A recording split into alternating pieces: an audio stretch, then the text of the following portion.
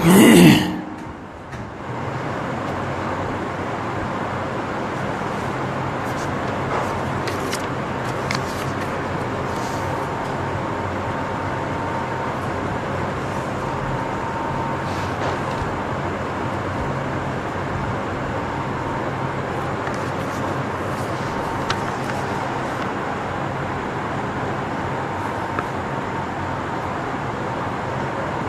نے جو سوال تحریر فرمایا ہے اس کا جواب بالکل ہم عرض کریں گے، لیکن یہ جیسے آپ نے صفحہ کاٹا ہے نا، اس سے پتہ چلتا ہے کہ آپ زندگی کو حسن کے اس معیار پر نہیں رکھتے جس معیار پہ رکھنا چاہیے۔ حسن وہ ہوتا ہے جہاں دیکھنے کا سامان شکست کھا جائے۔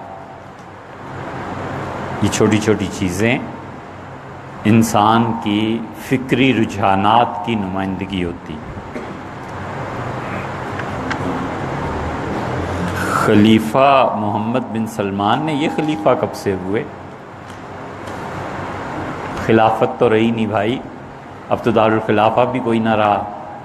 آخری دارالخلافہ استنبول تھا نا، ختم ہوا 1924 میں۔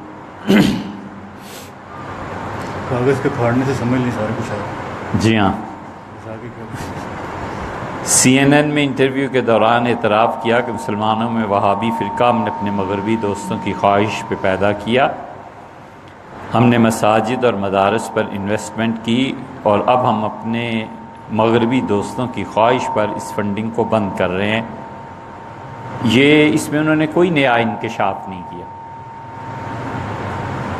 ہم پہلے بھی کہتے تھے، ہم اب بھی کہتے ہیں، دنیا میں اس وقت جو کام پینڈنگ میں پڑے ہوئے ہیں نا، ان میں سے ایک کام وہابیت کی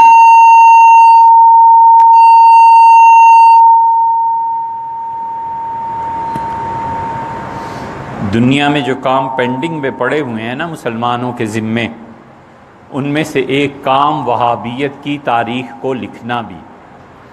ہمیں آپ سے کوئی ایک ٹکے کا فائدہ نہیں اٹھا، ہم کیوں جھوٹ بولیں؟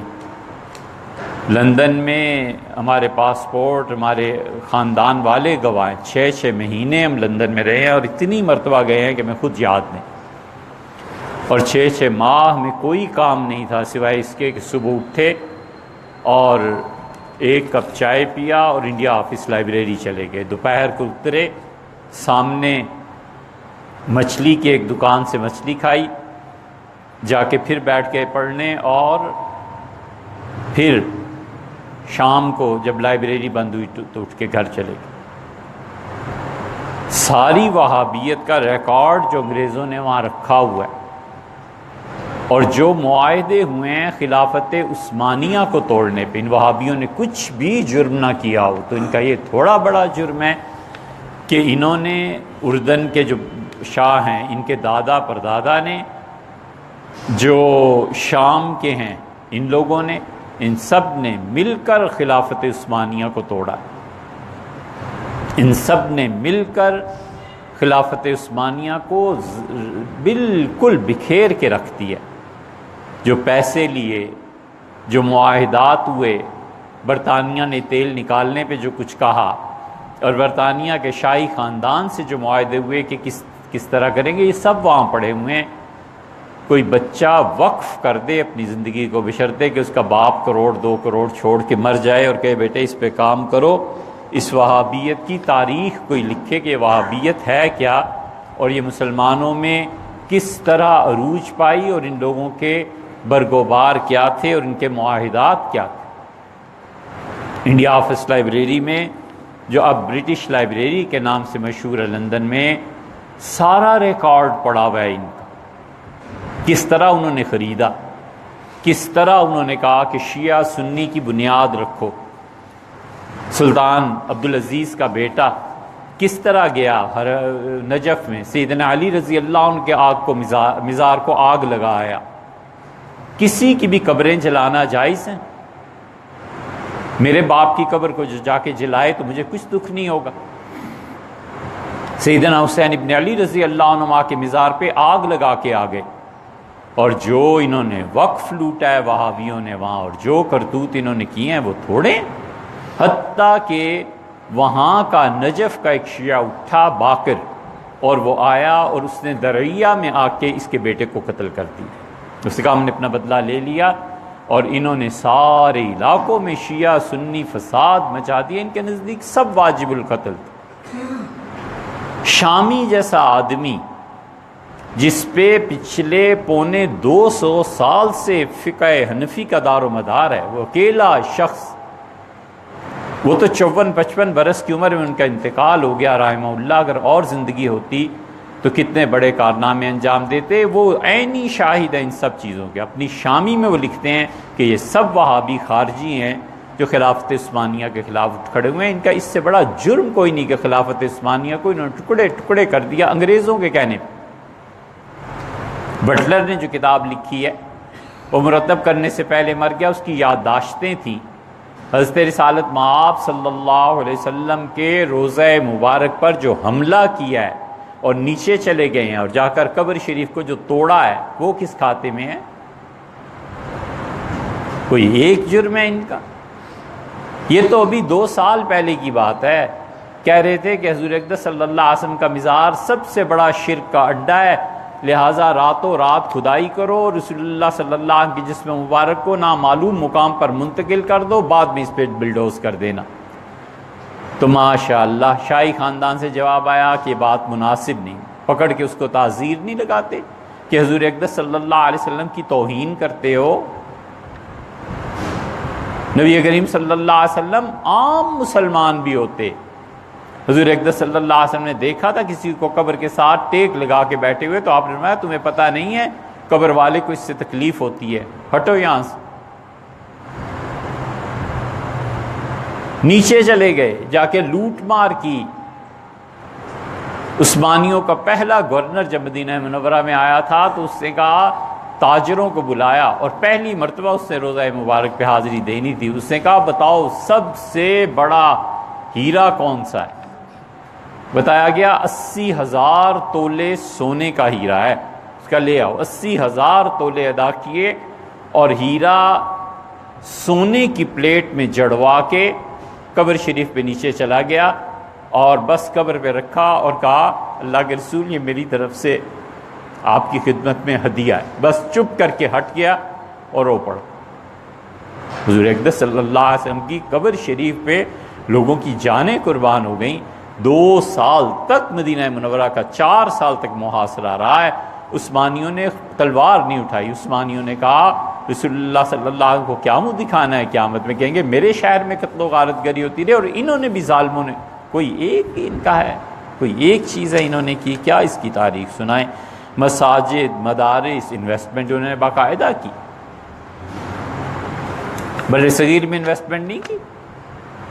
سلفی حضرات، اہل حدیث حضرات، ان کے بڑے بڑے علماء، دیوبندی مکتبہ فکر کے بڑے بڑے علماء، ان کو چندے نہیں دیے کہ جاؤ اور یہ کام کرو۔ افغانستان کی تحریک میں جتنے لوگ شامل ہوئے ہیں، سعودیہ کا پیسہ، عجیب جنگ ہوئی، عربوں کا پیسہ، پٹھانوں کا خون اور یہودیوں کا دماغ، یہ اسلام کے لیے جنگ لڑی گئی۔ دماغ یہودیوں کا، پیسہ عربوں کا، اور خون پھر پٹھانوں کا، کیا ساری امت مسلمہ کا، یہی کیا ہے نا، اور کیا کیا۔ وہ وقت تھا جو آپ کے اگلے سوال کا جواب ہے۔ ایک وقت تھا 1980 میں 90 میں، ہم نے دیکھا ہے اس دور کو اچھی طرح سے، پوری دنیا کی قوتیں اہل السنہ کی پشت پناہی کر رہی تھیں اور شیعہ کی شامت آئی ہوئی تھی، اور ہمارے دور میں پوری دنیا کی قوتیں اب ان کے پسے پشت ہیں اور ہماری شامت آئی ہوئی۔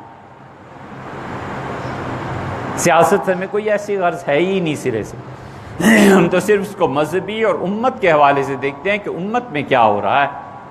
یہ انویسٹمنٹ نہیں ہے کہ جس کو 2 ڈھنگ کے لفظ فارسی کے پڑھنے نہیں آتے اور عربی کے نہیں پڑھنے آتے، وہ شام کو پورا درس قرآن دیتا ہوتا ہے ٹی وی پہ، اور رمضان آ رہا ہے، فلم ایکٹریس آ گیا اور وہ دین سکھا رہی ہے۔ یہ کون انویسٹمنٹ کر رہا ہے؟ یہ الہاد کے علاوہ اور کیا چیز پھیلائی جا رہی ہے؟ اسی لیے اب یہ جو اقدامات ہو رہے ہیں نا، اس پہ افسوس جن لوگوں کو ہے وہ ان لوگوں کو ہے جن کے پیسے بند ہو گئے ہیں، جن کے چندے مدارس کے بند ہو گئے ہیں، جن کے لیے مشکلات پیش آ رہی ہیں کہ پہلے تو چندہ آتا تھا، اب کیا کریں گے، اب وہاں سے تو چندہ آنے سے رہا، یہ اب چیزیں پیش آ رہی ہیں۔ اونٹ سے کسی نے پوچھا تھا کہ سردیاں اوپر چڑھنا اچھا ہے کہ نیچے اترنا، پہاڑ پہ چڑھنا اچھا ہے کہ اترنا؟ اسے کہا ہر دو لعنت۔ بھائی یہی حال ہے، وہ جو پہلے مغربی قوتیں کام کر رہی تھیں وہابیت کا پرچار، اور جو اب اس کے خلاف کہہ رہی ہیں، اور اس کے پیچھے جو قوتیں ہیں، دونوں ایک ہی جیسے ہیں یار۔ اللہ کے لیے کیا ہے صحیح چیز، کیا ہے اخلاص؟ دوست سے خود دوست کو طلب کرنا ہے، اخلاص دوستوں سے اپنی مرادوں کو پورا کرنا نہیں ہے۔ سنسیریٹی کیا ہے؟ وہ جہاں تعلق ہوتا ہے آدمی کہتا ہے آپ ہی میرے ہو جائیں، مجھے اپنا بنا لیں، یہ سنسیریٹی ہوتی ہے۔ یہ نہیں ہے کہ چونکہ عہدہ ہے لہٰذا اس کے عہدے سے فائدہ اٹھاؤ، پیسہ ہے تو اس کے پیسے سے فائدہ اٹھاؤ۔ وہ پہلے کب مخلص ہیں اور اب کب مخلص ہیں؟ انہوں نے پہلے بھی اپنی اسکیم چلائی ہیں، ایک نئی اب اسکیم چل پڑی ہے، 200-300 سال بعد پھر پتہ چلے گا کہ ہو یہ کیا ہو گیا۔ اسی لیے مدینہ منورہ میں جب تباہی ہوئی ہے، صحابہ کرام رضی اللہ عنہ کی قبروں کو توڑا ہے، حضور اقدس صلی اللہ علیہ وسلم کی یادگاریں مٹائی ہیں، صحابہ کرام رضی اللہ عنہ سے زیادہ انہیں خدا کی توحید پتہ چل گئی تھی۔ نبی کریم صلی اللہ علیہ وسلم مدینہ منورہ سے نکلے حج کے لیے، اور ایک جگہ ایک پودے کے نیچے بیٹھے تھے۔ عبداللہ ابن عمر رضی اللہ عنہما مدینہ منورہ سے پانی لے کے آتے تھے، اس پودے کو دیتے تھے کہ ہرا بھرا رہے، کہیں خشک نہ ہو جائے۔ کسی نے پوچھا حضرت یہ کیا کرتے ہیں؟ انہوں نے کہا تمہیں پتہ نہیں ہے، حضرت یہاں تشریف فرما ہوئے۔ محبتیں تو یہ ہیں، صحابہ کرام رضی اللہ عنہ سے زیادہ خدا کی توحید کا انہیں پتہ چل گیا ہے۔ صحابہ کرام رضی اللہ عنہ اس جگہ پہ پاؤں نہیں رکھتے تھے جہاں رسول اللہ صلی اللہ علیہ وسلم کا پاؤں آ جاتا۔ سب سے پہلے مسجد نبوی میں امیر المومنین سیدنا عثمان رضی اللہ عنہ نے ممبر کے اوپر حصے پہ چادر بچھا دی اور کہا یہاں کوئی نہ بیٹھے، رسول اللہ صلی اللہ علیہ وسلم یہاں بیٹھتے تھے۔ یہ ادب اور احترام تھا ان کو نبی کریم صلی اللہ علیہ وسلم۔ عثمانیوں کے دور میں نیچے سے ایک ناگوار بو آنے لگی جہاں قبر شریف ہے، امیر المومنین کو لکھا گیا، خلیفۃ المسلمین کو ترکی میں۔ انہوں نے کہا امت میں اس وقت سب سے بڑا آدمی کون ہے؟ انٹیلیجنس نے کہا سب سے بڑے آدمی امت میں اس وقت فلاں بزرگ ہیں جو مدینہ منورہ میں ہی رہتے ہیں۔ خود گورنر حاضر ہوا اور کہا کہ بو ہے، حضور اقدس صلی اللہ علیہ وسلم کو یہ چیزیں بڑی ناگوار گزرتی تھیں، قبر شریف کے قریب سے آ رہی ہے، آپ ذرا جائیں۔ صاف انکار کر دیا۔ جب زیادہ اصرار ہوا تو انہوں نے کہا 40 دن اجازت دو، 40 دن روزے رکھے اور باقاعدہ ساری نمازیں اور سب کچھ، اور استغفار کرتے رہے۔ اتنے پاک ہو کے نیچے گئے اور ایک جانور تھا، بلی یا چڑیا یا کوئی چیز، اس کا ڈھانچہ اٹھا کر لائے اور انہوں نے کہا یہ ہے، وہاں پہ بلی پہنچ گئی تھی اور یہ چیز ہوئی۔ پھر وہ بولے نہیں، بہت پوچھا لوگوں نے، مرتے دم تک بولے نہیں، بس انہیں کچھ چیز پتہ چل گئی تھی وہاں، بولے نہیں کہ رسول اللہ صلی اللہ علیہ وسلم کی قبر شریف کا کیا مقام اور مرتبہ ہے، اور یہ جا کر لوٹ کے لے آئے، وہاں سے ہیرے اٹھا کر لے آئے، کیا کیا چیزیں ہیں جو نہیں کی۔ سب چیزوں کا تعلق پڑھنے سے۔ پہلے کون لوگ موجود تھے؟ اہل سنہ ہی موجود تھے۔ یہ جہاں اب مسجد نبوی کی توسیع میں رباط آئی ہے، یہاں حضرت مرزا مظہر جان جانا رحمۃ اللہ علیہ کی خانقاہ تھی، مدینہ منورہ کا چپا چپا مشائخ سے بھرا ہوا تھا۔ امت میں جتنے لوگ وہاں جاتے تھے نا، اپنی تربیت کے لیے جاتے تھے۔ وہ تربیت کے بنیادی ادارے جو ختم ہوئے ہیں، تو اب ملکوں کے ملک، شہر نہیں ملکوں کے ملک خالی ہو گئے ہیں، کوئی آدمی نہیں ملتا جس کی مجلس میں جا کر انسان کوئی ادب اور احترام سیکھے۔ وہ ادارے ختم کر دیے، تباہ کر دیے، مشائخ کو سولی پہ چڑھا دیا، اب ٹھنڈے ہو گئے۔ اب اس کے بعد پوری امت بے ادبی کے مرض میں مبتلا ہو گئی۔ اب انہیں پوچھو جا کے کہ یہ کرتوت اور یہ کارنامے ہیں جو تم نے کیے ہیں۔ ایسے نہیں ہے بھیا، دیوبندیت میں اور وہابیت میں بہت فرق، بہت فرق۔ آپ کیا کہتے ہیں؟ سب سے اچھی چیز اگر اس پہ پڑھنی ہو نا تو حضرت حسین احمد صاحب مدنی رحمۃ اللہ علیہ کی کتاب ہے الشہاب الثاقب، وہ پڑھیے۔ حضرت اس وقت مدینہ منورہ میں تھی اور حضرت نے ان وہابیوں پہ لکھا ہے جو کچھ دیکھا ہے۔ حضرت نے لکھا ہے ان کے اتنے ناپاک عزائم ہیں کہ روزہ مبارک کو توڑنا چاہ رہے ہیں۔ دیوبند میں شیخ الحدیث رہے اور حضرت رحمۃ اللہ کو تھوڑے عرصے شیخ الحدیث رہے، 1925-26 میں آئے تھے اور 57 میں انتقال ہوا۔ تقریباً 30 برس جم کے بخاری شریف پڑھائی ہے۔ بڑا فرق ہے۔ دیوبندیوں کا تو حال یہ ہے اور تھا کہ حضور اقدس صلی اللہ علیہ وسلم کا روزہ مبارک جب دھوتے تھے نا اندر سے قبر مبارک کو، وہ پانی جمع کر کے حضرت لائے تھے مدینہ منورہ سے، کراچی آئے اور کراچی سے ٹرین پہ رکھ کے وہاں دلی پہنچے، دیوبند، اور پھر گنگو گئے اور جا کر پیش کیا کہ حضرت یہ رسول اللہ صلی اللہ علیہ وسلم کا قبر شریف اور اس کے گرد گرد جو فرش ہے اس کا غسالہ ہے، وہاں دھویا گیا۔ دیوبندیت کا مزاج یہ تھوڑا ہی تھا جو آپ پاکستان میں دیکھتے ہیں۔ ہمارے حضرت رحمۃ اللہ علیہ فرماتے تھے دیوبند میں جب تک کوئی 3 سال نہ رہ جائے اسے پتہ ہی نہیں چل سکتا کہ دیوبندیت ہے کیا۔ دیوبندیت کی کہاں ہوا لگی؟ ہمارے اکثر و بیشتر اساتذہ دارالعلوم ہی کے پڑھے ہوئے تھے الحمدللہ، وہ جو رنگ ان میں دیکھا پھر کہیں نہیں آیا۔ انہیں حضور اقدس صلی اللہ علیہ وسلم کے ساتھ اتنا گہرا تعلق تھا کہ حضرت رائے پوری رحمۃ اللہ کے آخری دور میں بالکل وفات سے چند دن پہلے کوئی آیا اور انہیں فارغ تھا حضرت رحمۃ اللہ کو، دھاڑے مار کے رونے لگے۔ خدام جمع و حضرت کیا ہوا؟ کہنے کہ دیکھو مدینہ منورہ جا رہا ہے۔ حضور صلی اللہ علیہ وسلم کا نام لینا اتنا آسان تھوڑا ہی تھا۔ حضرت مدنی رحمۃ اللہ کا یہ حال ہو گیا تھا کہ کوئی حضور صلی اللہ علیہ وسلم کا نام ہی لے دیتا تھا، رو پڑتے تھے۔ یہ محبتیں تھیں نا، یہ تعلق تھا۔ روزہ مبارک کی مٹی لاتے تھے مدینہ منورہ سے، اور ان سب کے شیخ حضرت گنگوئی رحمۃ اللہ علیہ وہ مٹی سرمے میں پسوا کے آنکھوں میں لگایا کرتے تھے۔ تو طبیب نے کہا حضرت آنکھیں خراب ہو جائیں گی، فرمایا چھوڑو جی، وہ کوئی اور مٹی ہوگی جس سے آنکھیں خراب ہوتی ہیں، یہ تو حضرت صلی اللہ علیہ وسلم کے قبر شریف کے پاس رہی۔ کسی نے کہا حضرت اب کھجوروں کا کیا اعتبار ہے، یہاں بھی وہی ملتی ہیں وہاں سے بھی، تو حضرت نے فرمایا کم سے کم مدینہ منورہ کی ہوا تو لگی ہے، ہندوستان والی کھجوروں کو تو وہ بھی نہیں لگی۔ یہ محبت جو ہے نا وہ خود اس کے آداب سکھاتی ہے۔ جس آدمی کو محبت کے آداب سکھانے پڑے نا وہ ایسے ہی ہے جیسے میک اپ کر کے کوئی خوبصورت بننا چاہے۔ فطری حسن کہاں اور میک اپ کا حسن کہاں، ہے باریک بات۔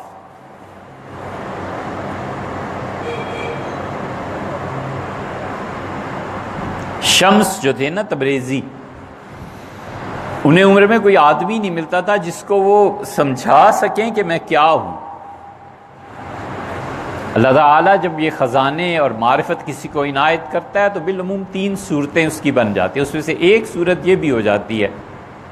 تو بڑے روئے اور خدا سے کہا کہ میں مرتا ہوں، اب کوئی تو آدمی دے جس کو جا کے بتا سکوں کہ کیا ہے۔ الہام ان کو ہوا کہ تم بلخ چلے جاؤ، چلے گئے۔ معروم پڑھا رہے تھے۔ یہ مثنوی جو ہے نا، مثنوی جیسی کوئی دوسری کتاب ہمارے علم میں نہیں ہے کہ دنیا میں کسی زبان میں ہو۔ مثنوی اتنی بڑی چیز ہے معروم۔ تو معروم بیٹھے ہوئے تھے، خیر وہ جو بھی قصہ ہوا، خلاصہ یہ کہ معروم سمجھ گئے کہ میرے مربی اور میرے پیر و مرشد ہیں۔ وہ 40 دن ایک حجرے میں رہے، حجرہ بند، اور کسی ضروری کام سے باہر تشریف لاتے تھے، اور پھر اچانک شمس تبریزی غائب ہو۔ جب غائب ہوئے تو پھر معروم رحمۃ اللہ تو پاگل ہو گئے۔ جھوٹے سے بھی کوئی کہہ دیتا تھا کہ شمس جہاں ہے تو وہاں جاتے تھے، روتے تھے، چیختے تھے، آہوزاری کرتے تھے۔ یہ محبت کی پختگی کے مراحل تھے۔ محبت صرف محبوب کا مل جانا نہیں ہوتا، محبت محبوب کے بچھڑنے سے، دور ہونے سے جو دل پہ کیفیتیں گزرتی ہیں نا، یہ بھی محبت ہی ہے۔ یہ الگ بات ہے کہ اس کا دوسرا پہلو ہے، یہ الگ بات ہے کہ وہ شکر کا تھا اور یہ صبر کا ہے، اور یہ الگ بات ہے کہ وہ خوشی کا تھا اور یہ رونے کا ہے، لیکن ہے تو محبت ہی، ورنہ کون کس کو روتا ہے۔ مولانا روم کی حالت بڑی بری ہو گئی، سب نے چھوڑ دیا، ان کا پاگل ہو گئے۔ رومی رحمت اللہ علیہ کی پاگل پنے کا یہ حال ہوا کہ کوئی جھوٹے سے بھی آگے کہہ دیتے تھے نا کہ شمس شہر کے اس حصے میں ہے، تو بھاگ پڑتے تھے۔ آخر ہوا کیا، ایک دن مولانا روم کو پتہ نہیں کیا جوش اور جذبہ آیا۔ مولانا روم کی جو غزل ہے نا، پڑھیں اسے، ہمارے زمانے میں کفر سے کم فتویٰ نہ لگاتے یہ وہابی مزاج کے لوگ۔ مولانا نے اپنے شیخ کے متعلق لکھا ہے، شمس من و خدائے من، اے میرے شمس تبریز، اے میرے پروردگار، اے میرے خدا۔ یہاں سے شروع ہوتا ہے، آگے پڑھتے جائیے پھر پتہ چلتا ہے۔ پھر مولانا روم پہ ایک اور غلبہ ہو، انہوں نے ایک دن اٹھے اور کہا میں ہی شمس ہوں، میں ہی رومی ہوں، میں ہی سب کچھ ہوں، اندر بھی میں ہوں اور باہر بھی میں ہوں، شمس بھی میں ہوں اور رومی بھی میں ہوں۔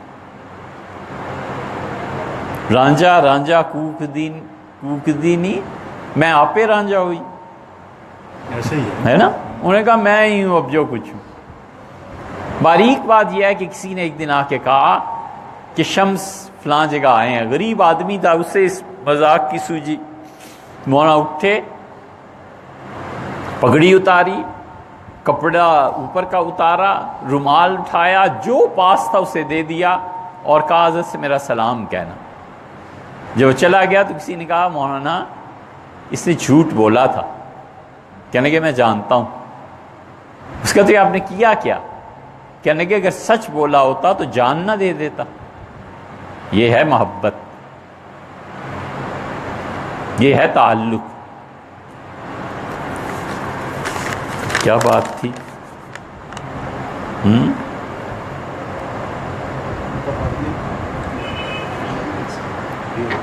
ہیں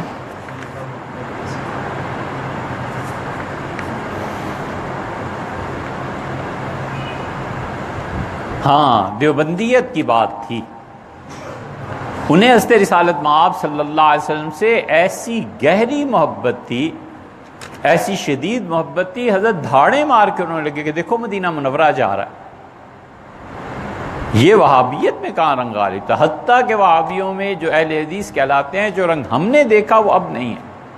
ہم نے ان کے بزرگوں کو دیکھا، کیا کہنے، چہرے سے نور ٹپکتا تھا، اور کیا مجال ہے کہ ان کی شلواریں پنڈلی، آدھی پنڈلی تک، بس اس سے نیچے ہوتی ہی نہیں تھی۔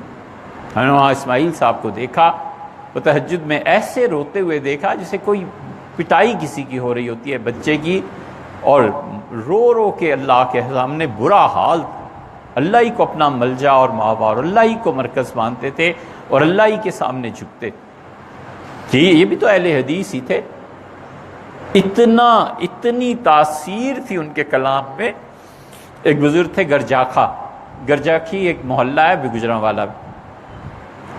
کسی نے آگے کہا کہ حضرت ہمارا گھوڑا جو ہے نا یہ بہت شرارتی ہو گیا ہے اور لوگوں کی فصلیں برباد کر رہا ہے، اور اس کے لیے کچھ تعویذ، کوئی دم کچھ کر دیں۔ وہ کرتے تھے تعویذ دم، ساری چیزیں، بیعت کرتے تھے۔ غزنی کے رہنے والے یہ جتنے اہل حدیث تھے نا، جنہیں پٹھانوں نے وہاں سے نکالا تھا اور امرتسر آ گئے تھے، ان میں لکھوی اور غزنوی دونوں خاندانوں میں اب تک بیعت کا سلسلہ جاری ہے۔ یہ بدعتیں نہیں کہتے تھے، یہ تو اب بچے پیدا ہو گئے چھوکرے جو ادب کے طریقے سے ہٹ گئے۔ انہوں نے فرمایا گھوڑے کے کان میں میرا کہہ دینا کہ منع کرتا ہے کہ نہ کرو۔ بڑے حیران ہوئے، انہوں نے گھوڑے کے کان میں جا کر یہی کہا کہ حضرت منع فرماتے ہیں نہ شرارتیں کیا کرو، بس ختم ہو گئی بات۔ اتنا اثر تھا۔ کہتے ہیں آواز کا کیا اثر ہوتے ہیں، سانس کا کیا اثر ہوتا ہے۔ جبریل امین کا سانس اللہ کا سانس تھا، وہ سانس پڑا ہے۔ وہ سانس جب جبریل امین نے باہر نکالا ہے تو مریم پہ پڑا ہے اور عیسیٰ علیہ السلام پیدا ہوئے۔ لوگ جبریل امین کو کوئی چھوٹی سی چیز سمجھتے ہیں، جبریل امین پورے دنیا میں نہیں آئے، ان کا کچھ حصہ آتا تھا، اور جبریل امین آتے تھے انبیاء علیہ السلام کے پاس، یا اپنے گھر میں وہاں بیٹھے رہتے تھے۔ ایک آن میں جیسے نظر ادھر سے ادھر جاتی ہے، آدمی یہاں اور نظر وہاں، ایسی کیفیت جبریل امین کی ہوتی تھی کہ وہاں بیٹھے ہیں اور یہاں وہی، اور یہاں بیٹھے ہیں اور وہاں بات ہو رہی۔ یہ ساری چیزیں رومی کو پڑھیے، معروم کو مثنوی میں، اور ابن عربی کو پھر سمجھ میں آتی ہیں۔ دیوبند کے لوگ بہت الگ تھے ان لوگوں سے، بہت زیادہ، ان پہ حنفیت غالب تھی، ان پہ رسول اللہ صلی اللہ علیہ وسلم کی محبت غالب تھی۔ جب تقسیم ہوئی ہے تو مسلمانوں کے لیے سب سے بڑا مسئلہ نصاب تعلیم کا تھا کہ نصاب تعلیم کیا ہونا چاہیے، اور آپ کو معلوم ہے نصاب تعلیم کے لیے جمعیت علماء ہند نے کمیٹی بنائی کہ اب چھوڑ گئے ہیں اور مسلمان بچے اب ہندوؤں کے رحم و کرم پہ ہوں گے، پڑھیں گے کیا؟ کمیٹی بنی، انہوں نے کہا لکھو اپنے مسلمان بچوں کے لیے، یہ ہندوؤں کی جو آبادی آ گئی ہے نا، ہندوؤں کی اکثریت، سب سے پہلے انہوں نے کہا کہ انڈیا کو ہم قطعاً مذہبی حکومت نہیں بننے دیں گے، سیکولر بننا چاہیے۔ مذہبی حکومت ہندوؤں کی بن جاتی تو پھر کیا حشر ہوتا؟ سیکولر ہندوستان انہوں نے تجویز پیش کی۔ مولانا ابوالکلام آزاد، مولانا حسین احمد مدنی، مولانا حفظ الرحمان، مولانا کفایت اللہ، مفتی صاحب رحمۃ اللہ علیہ، کتنے ہی لوگ تھے مسلمان بچوں کی تعلیم کی فکر۔ محمد میاں صاحب کو کہا حضرت آپ مسلمان بچوں کا نصاب لکھیں، اور وہ پھر لکھا گیا۔ آل انڈیا کانفرنس بلائی گئی بچوں کے مسئلے پہ، تعلیم کے، مسلمانوں کے، اور پوچھا گیا کہ صدارت ان کا اجمیر شریف کے جو پیرزادگان ہیں یہ صدارت کریں گے۔ یہ دیوبندیت ہی تو تھی، اور کیا تھا؟ بڑا فرق تھا بھیا۔ اچھا، کیا یہ بات صحیح ہے کہ مرتے وقت کچھ لوگوں کو فرشتے نظر آتے ہیں؟ تو پھر ایسے کیوں ہیں؟ مسلمانوں کو وقت مرگ فرشتے، عیسائی کو مسیح علیہ السلام نظر آئیں، وضاحت فرما دیجئے۔ ہے تو صحیح وضاحت کی چیز، مگر یہ عام لوگوں کی سمجھ میں آنے کی بات نہیں بھیا۔ ابن عربی کو پڑھو پھر پتہ چلتا ہے۔ البتہ اس میں ہے ایسے، یہ حقیقت ہے کہ فرشتے نظر آتے ہیں، تو معمولی بات ہے، کوئی اتنی بڑی بات تھوڑی ہے۔ وفات کے وقت فرشتوں کا نظر آنا کہ اس کی روح کو لینے آ رہے ہیں، یہ بچوں کی باتیں ہیں، یہ کوئی اتنی بڑی بات نہیں ہے، سب کے ساتھ ہوتا ہے بالعموم۔ علامہ اقبال نے لکھا ہے نا کہ اگر میں جھوٹ بولوں تو اللہ مرتے ہوئے مجھے حضور صلی اللہ علیہ وسلم کے قدم چومنے کی سعادت سے محروم رکھے۔ یہ مصرع جو علامہ اقبال کا فارسی میں ہے نا، رسوا کن مرا، خدا مجھے اس نعمت سے محرومی دے، یہ ہوتا ہے۔ بسا اوقات مرنے والے کا مقام اتنا بلند ہوتا ہے کہ حضور اقدس صلی اللہ علیہ وسلم اپنا پاؤں مبارک آگے کر دیتے ہیں، آدمی چومتا ہے اور مرتا ہے۔ آپ اس مقام کی بات کرتے ہیں، سورہ انعام کو پڑھیے،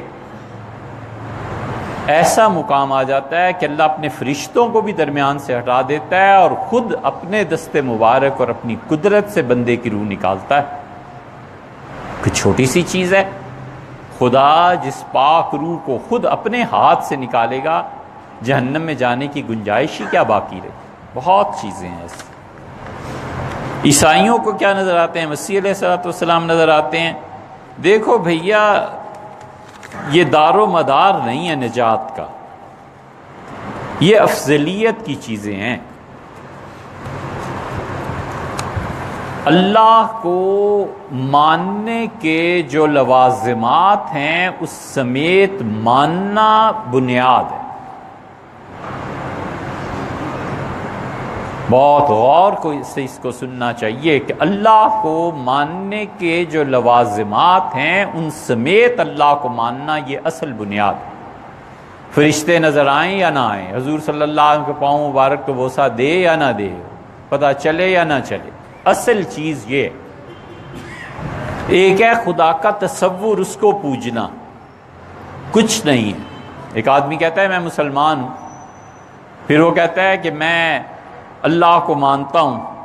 ہم کہتے ہیں خدا کو ماننے کے جو لوازمات ہیں انہیں بھی مانتے ہو یا نہیں؟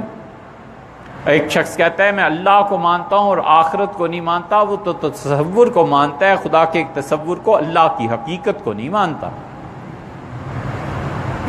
ایک عورت کہتی ہے کہ یہ میرا شوہر ہے اور رہتی بھی ہمیشہ اس سے دور ہے اور پیسے بھی اس کے استعمال نہیں کرتی اور اولاد بھی کہیں اور سے ہو رہی ہے، تو کیسا اس کا یہ شوہر ہے؟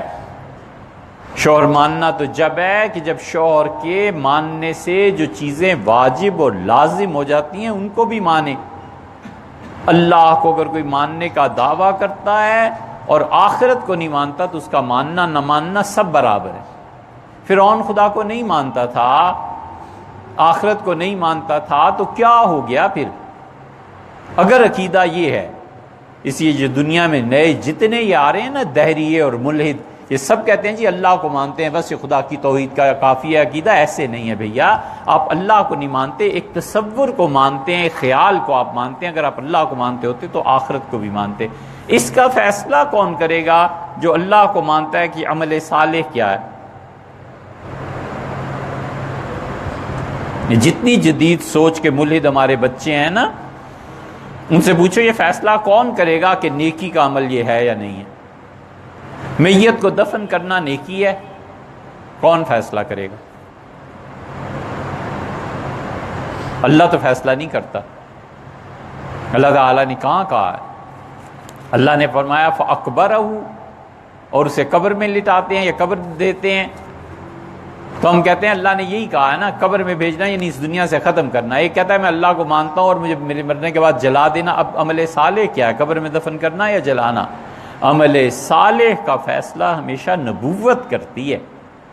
اب نبوت کو نہیں مانتا، آخرت کو نہیں مانتا، تو یہ اللہ کو ماننے کا تمہیں فائدہ کیا ہے؟ آخر کچھ بھی نہیں۔ بالکل اسی طرح یہ جو آپ نے تحریر فرمایا ہے نا کہ سیدنا مسیح علیہ السلام نظر آتے ہیں یا نہیں آتے یا جو کچھ بھی ہوتا ہے، یہ چیزیں بخشش کا دار و مدار نہیں ہے۔ اللہ کے ہاں عمل قابل قبول وہ ہے جو اللہ کو ماننے اور اللہ کے ماننے کی وجہ سے جن چیزوں کو ماننا پڑتا ہے ان کو مانے۔ وہ بنیادی طور پہ 3-4 چیزیں ہیں: قرآن کریم کو اللہ کا کلام ماننا، انبیاء علیہ السلام کی اطاعت کرنا اور آخرت کا ماننا۔ یہ 3 چیزیں اگر کوئی نہیں مانتا تو اللہ کو 1000 بار بھی مانے، ٹکے کے برابر فائدہ نہیں۔